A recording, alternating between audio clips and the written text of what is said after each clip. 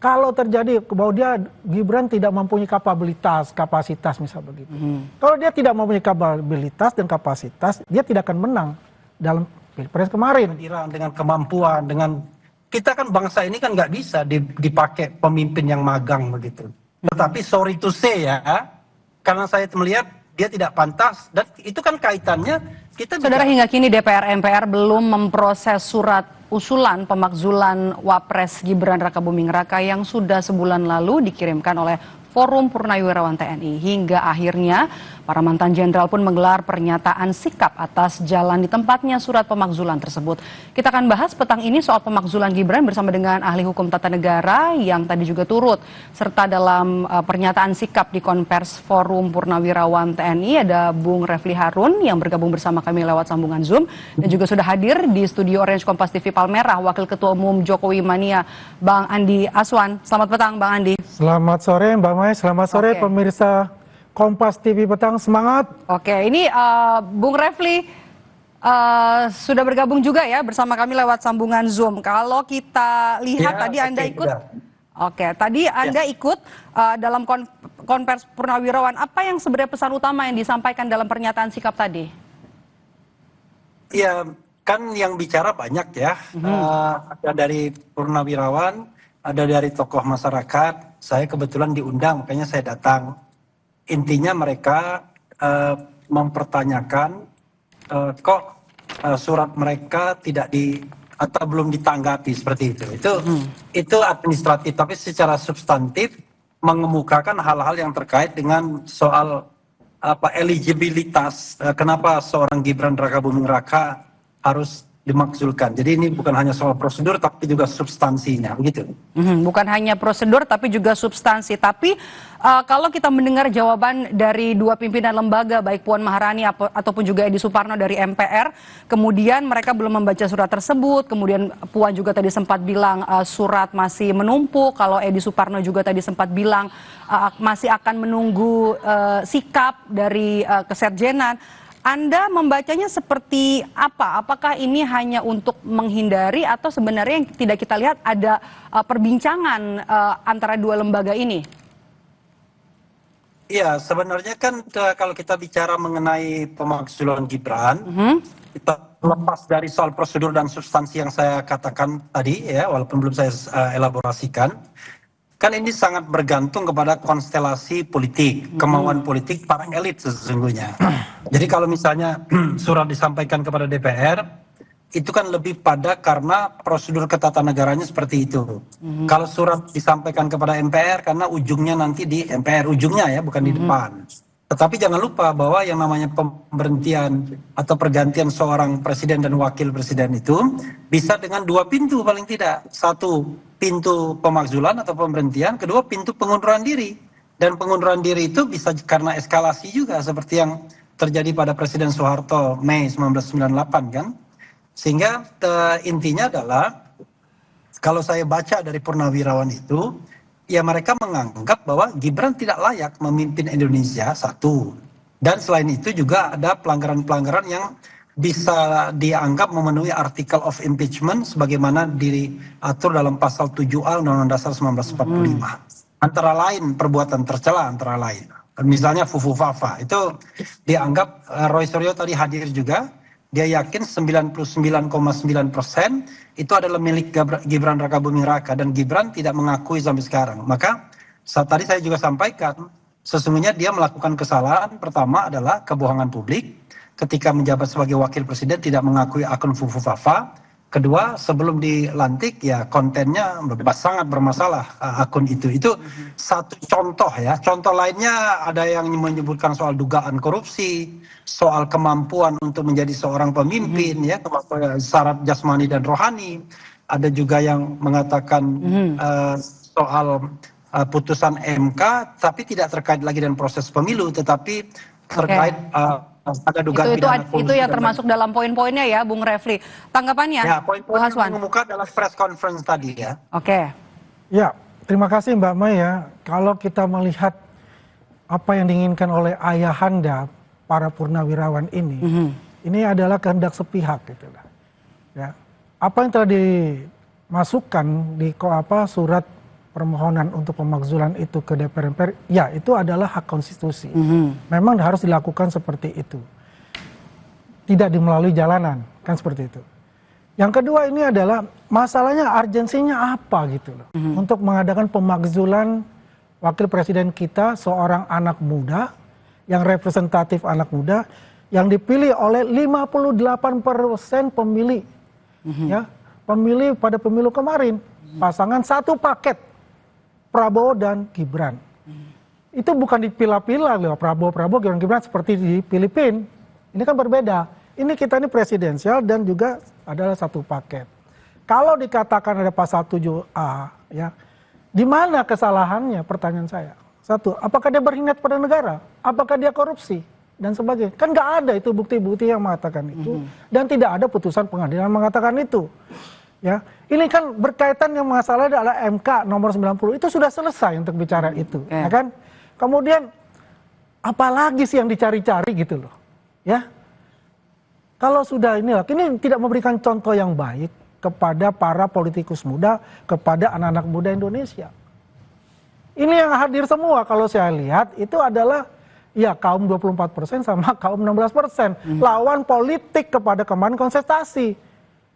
Ini permasalahan bukan murni dari keinginan para purnawirawan. Karena purnawirawan itu kan ada PPAD, PPAL, dan PPAU. Ya, kalau purnawirawan ini kan nggak jelas. Di mana induknya itu? Ya, itu hak sah-sah saja secara konstitusi mengusulkan pemakzulan itu nanti kan memang diproses oleh DPR dan MPR. Ya, dan kalau kita lihat dari struktur ya, katakanlah di situ ada Kim Plus dan ada PDIP. Kim Plus itu 470 kursi, PDIP 110 kursi. 470, artinya 3/4 pada saat rapat paripurna itu harus hadir. Dan 22/3 pemilih itu mengatakan iya. Kalau tidak di antara 23 itu, selesai ini barang gitu loh. Oke.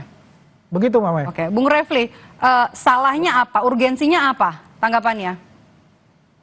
Tadi saya menyampaikan sesuatu yang belum pendapat saya ya, karena diminta apa yang disampaikan dalam press conference ini bagian pendapat saya. Jadi begini, salah besar kalau mengaitkan impeachment sama urgensi dan paket. Karena dalam sistem ketatanegaraan Indonesia, saya udah lebih tahu lah pasti ya, nggak mungkin nggak tahu. Itu yang namanya presiden dan wakil presiden itu bahasa yang dipakai itu dan atau. Jadi kalau kita bicara impeachment itu bisa terhadap presiden saja, terhadap wakil presiden saja atau dua-duanya. Jadi nothing to do dengan soal pemilihan paket seperti Filipina dan lain sebagainya. Itu salah ya. Jadi kalau kita kutip Jokowi dan diulangi oleh yang Andi itu salah. Itu saya katakan salah. Dan yang kedua, yang namanya impeachment itu tidak ada urgensinya. Bukan urgensi perlu tidaknya impeachment, tetapi apakah seorang presiden dan wakil presiden itu memenuhi article of impeachment. Nah, article of impeachment itu bukan atas putusan pengadilan negeri, bukan atas putusan Mahkamah Agung, tetapi berlaku yang namanya forum privilegiatum dan impeachment, dua hal sekaligus. Pertama, proses politik di DPR, lalu kemudian ke Mahkamah Konstitusi, balik ke DPR dan ke MPR. Jadi, DPR itu memang murni politik. Jadi nanti tergantung konstelasi politik yang ada. Kalau kita pakai hitung-hitungan, memang nggak akan maju. Tapi kan bukan hitung-hitungan yang akan menentukan. Yang menentukan itu dua hal. Eskalasi dari bawah dan eskalasi dari atas, dari elit. Elit itu ya Pak Prabowo misalnya, Megawati, Surya Paloh, Bahlil dan lain sebagainya. Sejauh mana mereka melihat ada political interest atau insentif politik untuk memakzulkan Gibran atau tidak, itu dari atas. Dari bawah, sejauh mana masyarakat menghendaki pemakzulan tersebut. Saya katakan misalnya, kita bicara people power.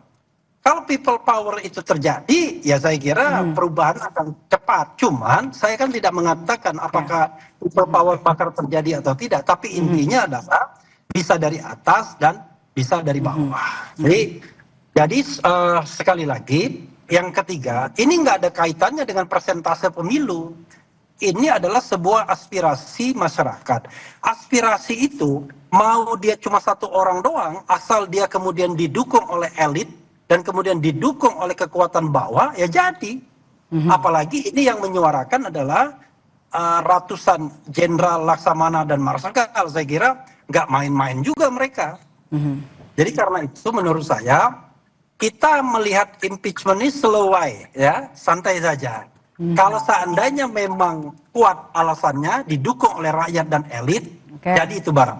Tapi kalau tidak kuat dan tidak didukung elit, maka tidak akan pernah terjadi. Cuma kalau saya mau jujur ya, Gibran itu memang anak muda, tetapi kan orang meragukan kemampuan dia, itu yang jadi masalah.